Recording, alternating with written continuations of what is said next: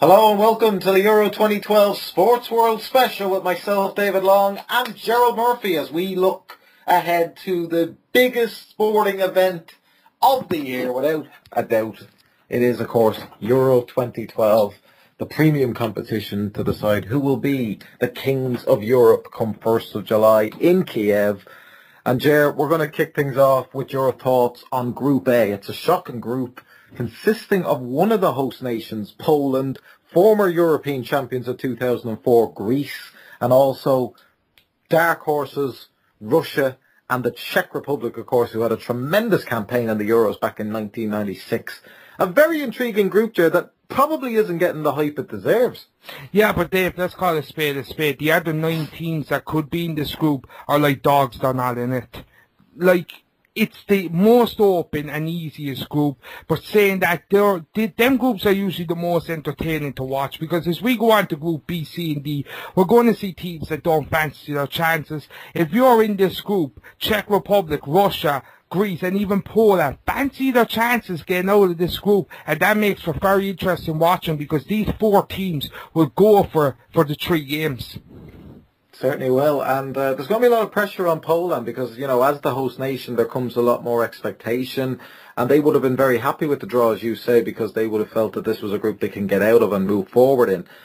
Greece, you know, there's a lot of political turmoil in that country that's been well documented, and it'll be interesting to see if the sporting side of things can kind of rally together and get that team spirit that they had back in 2004 to actually, you know, win that championship. It's still an incredible achievement in my mind that they actually won the tournament, and it does send hope for everybody else in this tournament that if you have the right team spirit and the right tactics to play to the strength of your squad, that you can actually get things done in major tournaments here. Yeah, so Denmark proved that in 1992 as well. The thing about the Euros, if you could just get that team spirit and get that passion behind you, you can pull up an upset. The only thing I got to really be worried about here is Poland, because we all know when tournaments come to countries like this, that the refereeing decisions can go a bit wonky. I just hope that's not what we're talking about at the end of Group A. If they go through on merit, I'd be one of the happiest guys, because to see a team like Poland, they don't have the best football team there, to get out of this group would be great, but I hope they do a lot of football and not dodgy refereeing decisions. Well, Russia, of course, is a country that us as Republic of Ireland citizens are very familiar with. A tremendous team. And really, to be honest with you, with a manager that they have, I really do believe they are the dark horses in this championship. Russia, I don't know how we got out of Russia ourselves. Well, we had a lot to thank Richard Dunn for on the night. But they just really showed their class. And, you know, I really favour this team to go quite a long way in the tournament. They're up against the Czech Republic on Friday. Yeah, I must actually say Russia are one of my dark horses as well. I just think that this team has been completely overlooked, because, let's face it, they came out of a thing with Order, Armenia, Slovakia, Moldova. So everyone was kind of looking at that group and said, was it a great group? But people didn't realise that Armenia were playing some very good football in that group. We were playing great defensive football ourselves. And Slovakia, they're still a good team, like. So Russia got out of a pretty hard group there, quite comfortably by 2 points. Yeah, they did, I have to say. I think Czech Republic are another interesting team.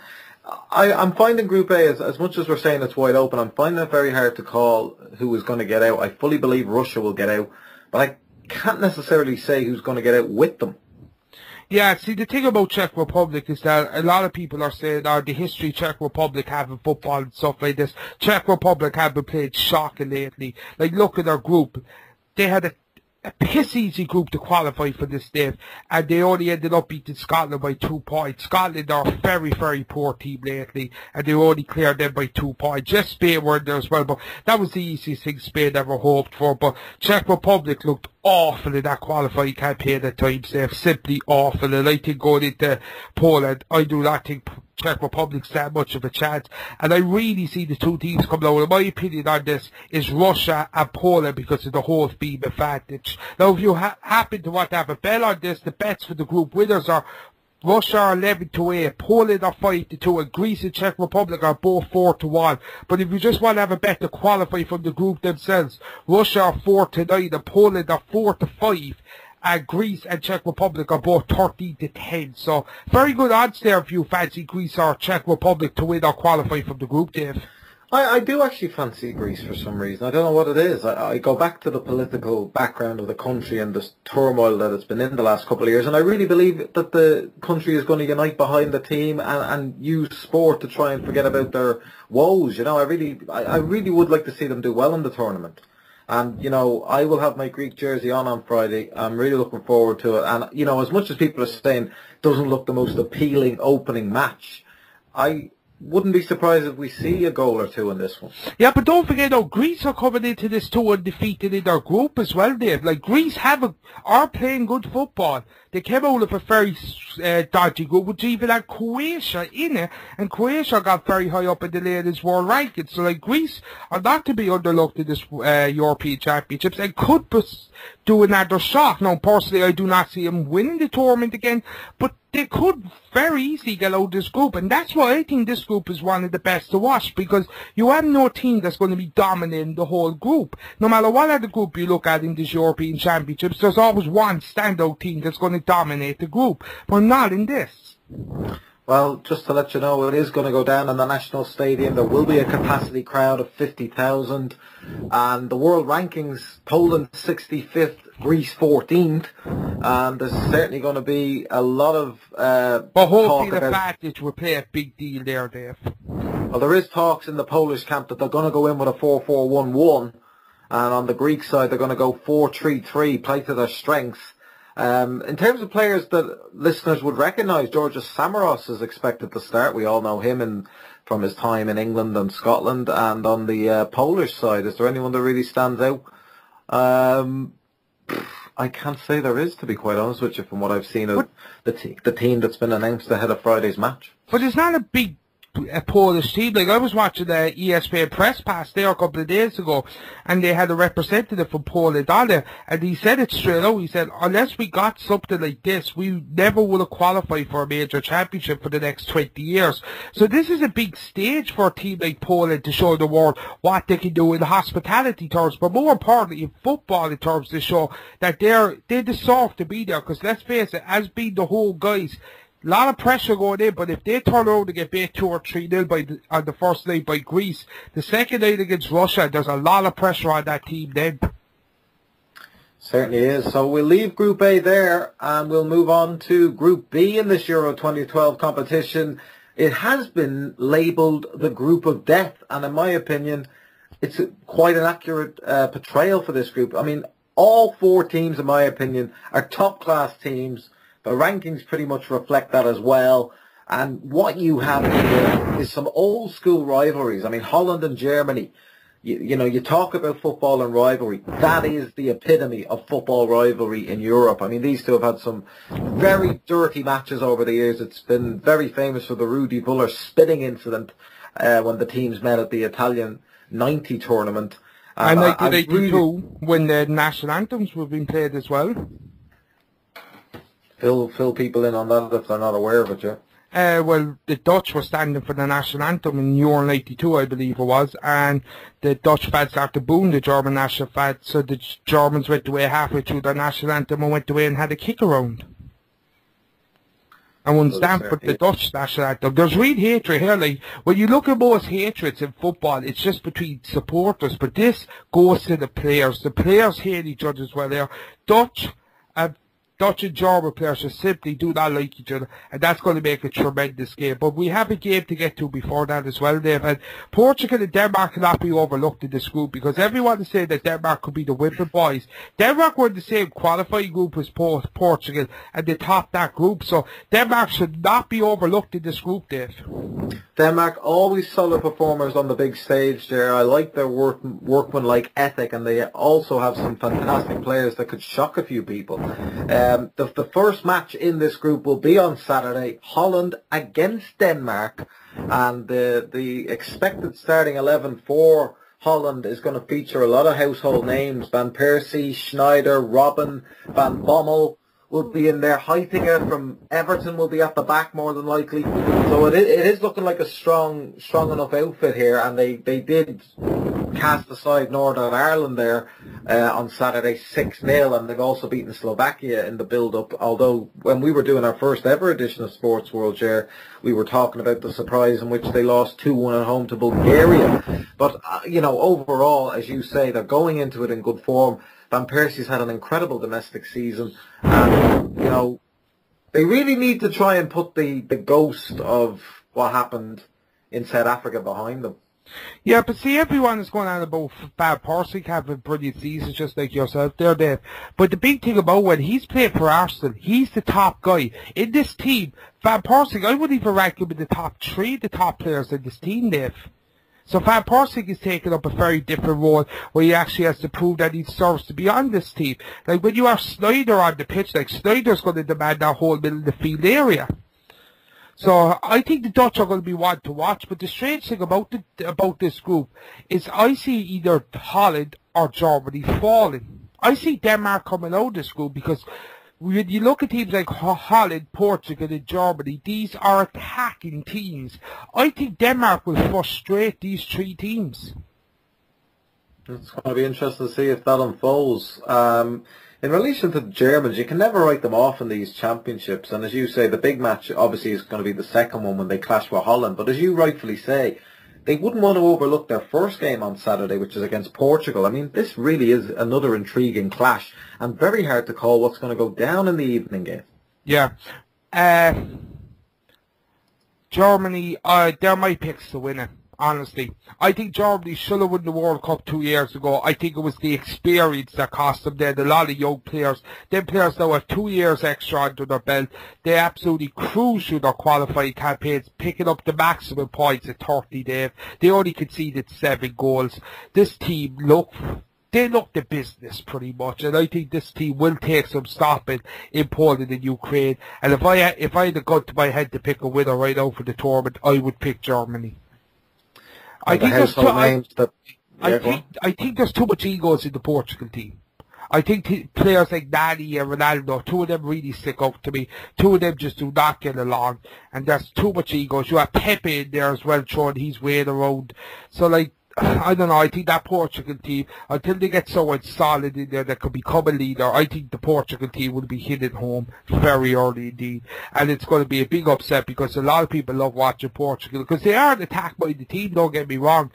But I really think there's too much problems in that team. Well, I mean, their best chance to win it was when they hosted it back in 2004, and they couldn't get the job done against Greece on that particular night. And I think it has kind of haunted them ever since. It was an opportunity of opportunities to actually win the European Championship. Now, in relation to Germany and players we should look out for in this tournament, they have a lot of household names. Lahm is a consistent performer. Podolski, Muller, Gomez, Neuer, of course, who really has come to prominence this season, the goalkeeper. So Mertesacker is, of course, not renowned for having a great season at Arsenal, but on the international stage performs very, very well for the Germans. And that's something that people should realise. There's a lot of players both ways like that don't perform for their clubs as good as they perform for their countries, and the other way reversed. I just think this German team are the full package. They have to come up through the youth systems, which I think is a great way to build an international team, Dave. If you bring them up, they get to know each other, and you know each other for years, rather than just having half of the players that came up and the other half that just came on the scene when they were 18, 19. So I really think this Germany is going to take some stopping. If Portugal can get their act together and play as a team, then I think Portugal could surprise a lot of people in this group. But really, it's going to take some stopping to stop Holland and Germany. But I really see an upset here. I really see Holland going out, because Holland have not been brilliant at the moment, Dave. And what are the bookies saying on Group B, Jer? If you can give us the odds, anyone who wants to have a flutter on this group. Well, my honest opinion to anybody listening to Sportsworld about this is I would stay away from Group B, because I honestly think that anything could happen. But if you want to have a flutter on it, to win the group, Germany are 11-10, Holland are 7-4, Portugal are 4-1, and Denmark are 14-1. To qualify for the group, Germany are 2-7, Holland are 4-9, Portugal are 6-5, and I think Denmark is a very good bet at 4-1. And just to inform everyone in Sports World, our bets are being provided by Ladbrokes. So if you get different odds and different bookmakers, sorry about that, but we are going by the Ladbrokes betting. Okay, so your prediction on Group B, who's going to get out of it? I think Germany and Denmark. I'm going to go for Holland and Germany myself, but as you say, it's going to be a very interesting group and wouldn't want to take anything for granted. Another group that's very intriguing, of course, and it concerns our host nation, the Republic of Ireland, is, of course, Group C, featuring the defending European and world champions. They're looking to make history. They're looking to make history. Can Spain become the first nation to win 3 major tournaments in a row? Can that go down in Euro 2012 in Poland and Ukraine? But before we get into our own nation, we have to talk about the opening match of Group C, Spain against Italy. It's a mouth-watering prospect, I have to say, and it's what the Euros is all about. Big matches straight away. Yeah, big matches straight away.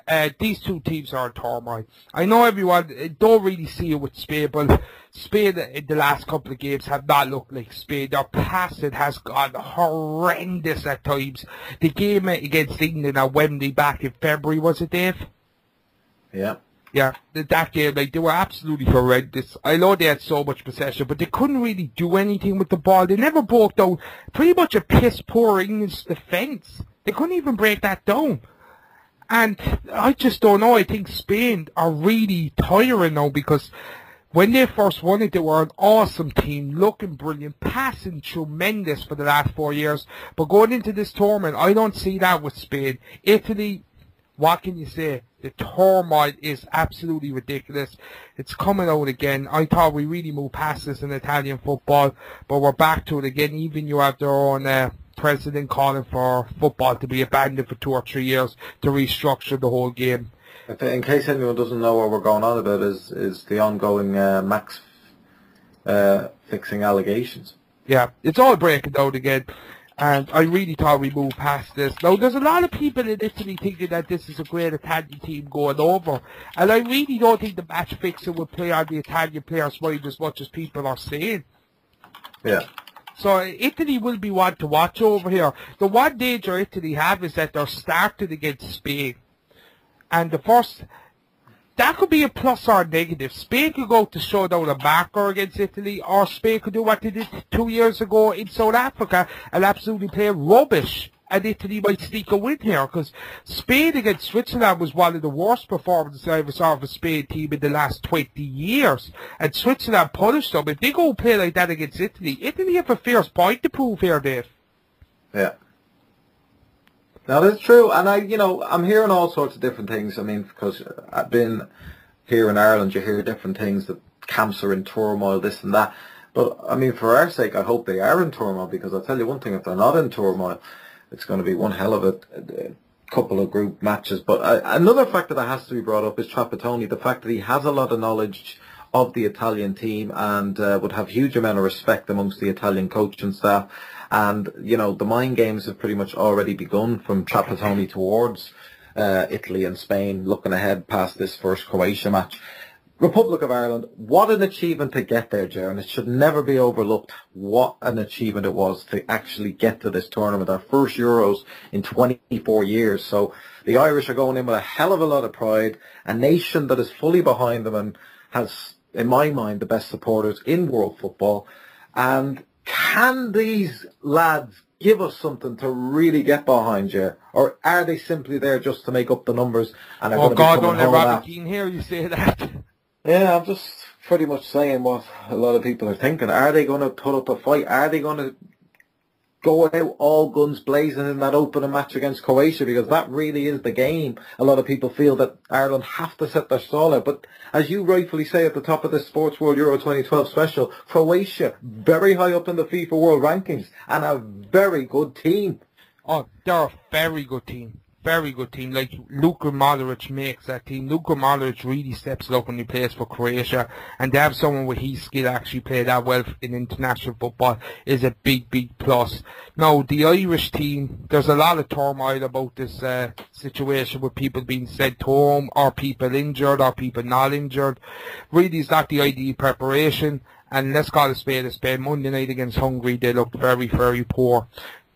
The worst thing about this Irish team, in my opinion, is that they do play a bit negative for my liking for the team that they have. Now, I'm actually going to get behind the team and support Trapattoni, because for the last 4 years, people have been negative on him. We should have got to the World Cup. Everyone can blame the hand as much as they want, but as I said to you there personally, Doyle and Key missed 2 or 3 great chances in normal time in that game. So you can blame the hand all you want, but they should have got to the World Cup. They have got to the Euros. Trapattoni is a master. So who knows, maybe he might pull us out of this group, but a lot will defend on this Croatia game. If we do not win it, we have to get a draw. If we lose this game, it's all stops then, because to really get something out of Spain, I can't see Ireland doing that for one simple reason. I think the name will kill a lot of the Irish players when they go up against the Spaniards. And how many points do you think is going to be needed for Ireland to get out of Group C? 4 points? I think 5. So they're going to beat Croatia and get draws out of Spain and Italy, realistically. Realistically, if you want to come out of this group, see, the dodgy thing about this group, like, is that Spain and Italy, that could very easily end up being a draw. Like, there's going to be a lot of draws in this group, I think. I think Spain and Italy could be a draw. I think Ireland and Croatia could be a draw. And then I think Italy and Croatia could be a draw. So I think there is going to be... It's an absolutely fascinating group. Now, I know I've already gone on record saying Group B is the group of death, and it is acknowledged as the group of death. But Group C is such an intriguing group because of all the permutations that could possibly go down, as you say, and it really is going to be very interesting to see how it all plays out. Now, as much as we go on about Ireland, and we are Irish, so of course we are going to back them, but the way you got to look at this is that the Irish team lately is hard to break down. Like, very hard to break down, and there's a great spirit, and they know their roles. Each player knows their roles in the system that Trapattoni is selecting, and you know, there seems to be great camaraderie, something we didn't have going into the last major tournament in 2002. And I think there's a lot of positives coming out of what I'm hearing in the camp. How much of a concern is Shea Given's fitness? I mean, it really is going to be crucial that he plays, because no disrespect to Mr. Westwood, but he isn't in Given's league, and you know, this really is Given's last major tournament. He's bowing out of international football after this one. So really important that he can maintain those fitness levels, stay out of these training sessions if he has to. Anything just has to be on that pitch on Sunday. Yeah, I don't know why he played against Hungary. I really don't. Because Shane Given doesn't have to prove anything to Trapattoni or anyone. Everyone knows what Shane Given can do when the lights are on bright. He's just a big time player, and he's after saving our ass I don't know how much times in the last 15 years. So I really think Shane Given is the big player for Ireland. Him or Dunn, 2 of them together, they just make up a great thing. But the one thing I'm really upset with the Irish team is that one of our best players going to Poland, James McLean, will be sitting on the bench. Yeah, can't get into the starting lineup here.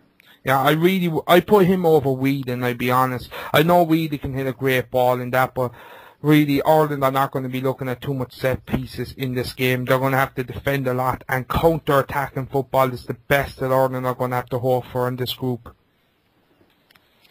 But just going on to the Croatia team, like, yeah, go on. As I said, they're up to 8 now in the world rankings, I believe. So Croatia are going into this tournament too with a lot of extra expectation. A lot of people that wouldn't really be talking about Croatia are now saying Italy are in turmoil, Ireland are terrible, which I can tell you straight out, they're going to be hard to break down. They're not the best team in the world, but a lot of people are saying Ireland are terrible. So a lot of people in Croatia are thinking that Croatia should come out of this group. Croatia are in a different position than what they were 4 years ago. when they went to... People should be mindful as well as what you're saying there in relation to Italy, that it was only 2 years ago that Italy finished bottom of their group in the World Cup, beneath no world beaters, in my opinion, Paraguay, Slovakia and New Zealand. So, you know, that campaign could still well haunt them. Yeah, but it could have the reverse effect then, Dave, and kick them up the arse. Mm. You know, it really could. But when Croatia went into the European Championships 4 years ago in Spain, they had to come... Oh, where was it 4 years ago, sorry? In the European Championships, it was in... I think it was in Belgium and Holland, was it? It was somewhere weird like that anyway, and Croatia went into that with hardly no expectations and they did very well. Now Croatia are in a completely different situation here. People in Croatia are actually saying that this team is the best team they had in nearly 50 years. So like this team is going in with a lot of extra pressure, but the big point, Dave, I want to make about this Croatia team, even though they're beating teams in friendlies, they still only finished second in their group behind Greece. And Greece are no world beaters. We pointed that out when we were going through Group A, and yet Croatia couldn't topple them either time they played. Very true. Sorry, Euro 2008 was in Austria and Switzerland, just to correct that. Yeah. So anyway, down to your predictions there. Well, I go to the betting first. The betting first. Yeah. The group winner betting is Spain are 4-7, Italy are 11-4, Croatia are 13-2, and Ireland are 14-1. Now, to qualify from the group, you can get Spain are 1-7, Italy are 4-7, Croatia are 13-8, and the Republic of Ireland are 9-2. There's also an interesting bet going that Ireland will not score any goals in this championship. It's a 9-1 bet. Yeah, a lot of people are talking about that bet, but I'm going to piss off everyone that listens to this show. I'm going to be a bit biased. The two I see coming out of this group are Spain and us. I think Ireland will frustrate the teams.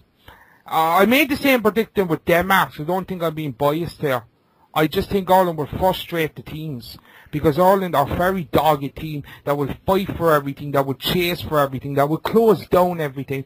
And a team like Croatia, a Middle Eastern European team, don't really like that kind of football. They like the free-flowing passing football, and they will not be like being chased all over the pitch. And Ireland can get a lot of goals there between 75 and 90 minutes. So I think Ireland will sneak out of this group. It's interesting thoughts. I will personally go for Spain and Italy to overcome the troubles in the camp.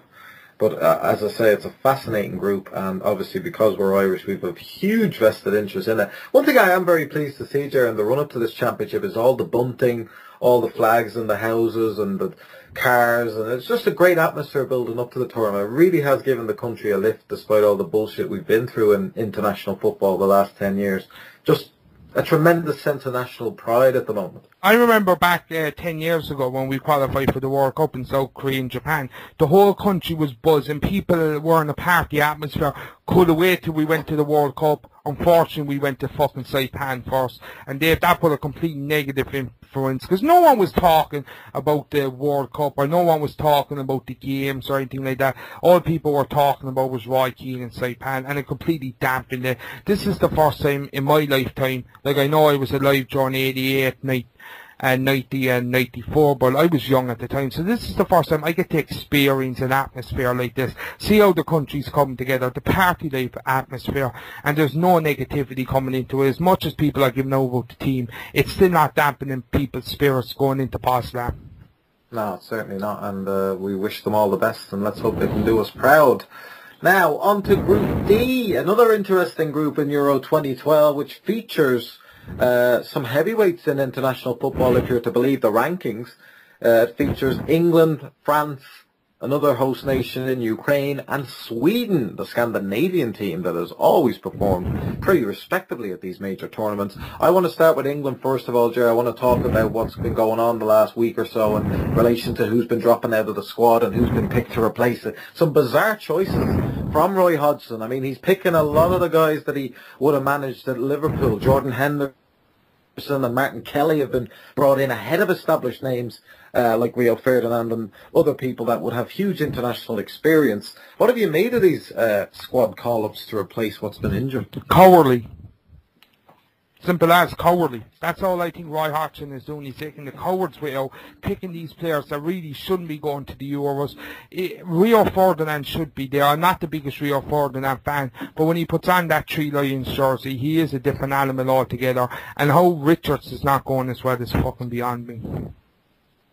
It really, really has got a lot of heads scratched over the last week. And can I just say one thing though before we move on about this? In my honest opinion, and I know I might piss off a few people here, especially if you're English, this is the worst group of the Euros. In my opinion as a football fan, I think this group, Dave, is fucking shocking. And sorry for putting it so blunt, but I think it's a shocking group. I don't know about that, man. I think it's got some interesting matches. I'm looking forward to seeing how England get on against Sweden. They've got a great history with them over the years. Who'll forget Sweden dumping about a Euro 92 and finishing the reign of Graham Taylor. I also am interested to see how Ukraine are going to do, because we haven't seen them play competitive football in over 4 years. So it's going to be very interesting to see what they can do.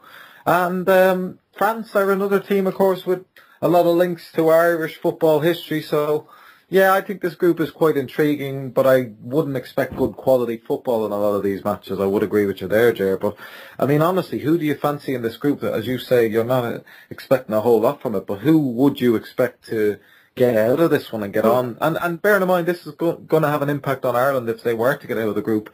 The winners of Group C will take on the runners-up of Group D, and the runners-up of Group C will take on the winners of Group D. So this is kind of interlinked into what's going to go down in the quarterfinals. Well, this group has been dogged from day one over talks of hooliganism and racism that is really putting a damper on the build-up, Dave. It really is putting a damper on the whole build-up of Group D. A lot of Ukraine fans have said that they're going to target English fans. I know we really should be bringing that up, but really it's putting a damper on the group. Ukraine are after losing a lot of their great players over the last 4 years. This is a completely different Ukraine team of the last couple of years that had good teams. It's a completely different team. Sweden are after losing a lot of the players. Intrivinovic is not a world-class player. I don't care what anyone tells me.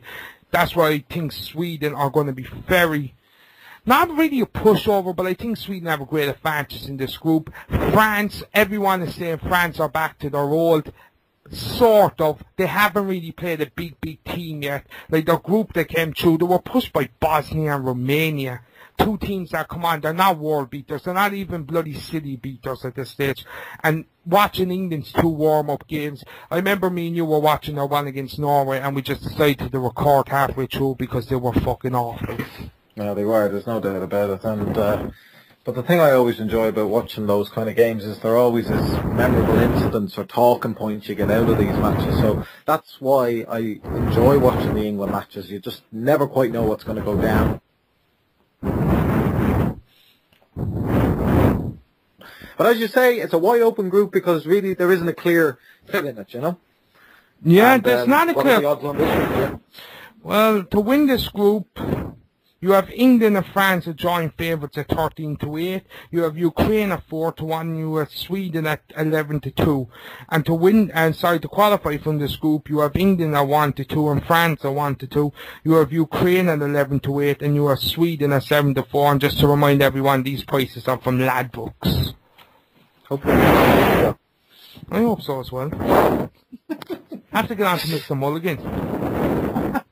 Sportsworld4@gmail.com is the all-important email address if you want to leave your comments on what's going on in Euro 2012. We're going to be, obviously, I think we've both agreed here, we're actually going to come back on the Saturday of June 16th. That would have basically two sets of group matches will have taken place by then. It'll give us a good opportunity to talk about what's going on at the tournament. So we will be back on the 16th to give you thoughts on what has gone on at Euro 2012 and what we think is likely to go down in the final group games. So it's going to be very interesting to see what we're talking about on June 16th. But overall, Jerry, you're going for June outright. I'm going to go for a team that I honestly believe can get their shit together and can get the job done over the series of weeks. It's a very short formatted competition. Once you get out of the group stages, you've only got 3 games to get to the final and win the tournament. So I am going to go for a team that maybe not everyone is going to go for, but I'm going to back Russia to win it. Yeah, I'm just going to give people a quick little thing there. You can get Spain 11-4, Germany are 3-1, Holland are 7-1, and England are 10-1. France are 11-1, Russia, Dave's picks are 20-1. The Bow horses are 40-1, even though there is a deal that you can get something like, I think it's 3-1 with Paddy Power for any of them to make it out of their group. And you can get Denmark at 100-1, and you can get the Republic of Ireland at 100-1. And if you want to relive history, Greece are available at 50-1. Jared, thanks very much for giving up your time. Sportsworld Euro 2012 preview. Hope you've enjoyed it, listeners, and hope you enjoy what should be a tremendous month of football.